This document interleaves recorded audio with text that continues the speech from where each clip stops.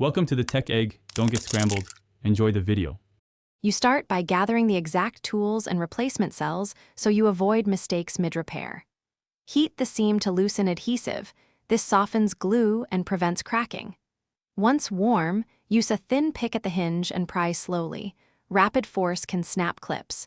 You should also unpair and power down the AirPods to avoid shorting. Make sure to work on a non-static surface and keep screws and tiny parts organized.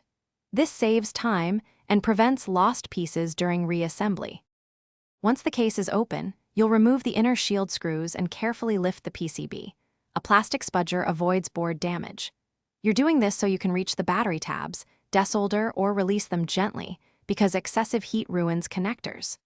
Remove the old cells and clean away adhesive so new cells sit flush. Then position the new batteries, double-check polarity and cable routing, reconnect the battery tab, and tack them in place with thin adhesive. This ensures reliable contact and safe operation. You finish by reseating the PCB and shields, tightening screws just enough to hold components without stripping threads. Close the housing, replace or freshen adhesive, and press edges firmly until clips engage. Next, charge fully and pair with your device. A full charge-discharge cycle helps the system calibrate and report battery capacity correctly.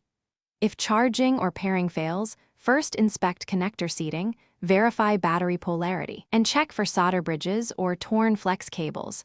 Those are the common culprits and usually quick to fix.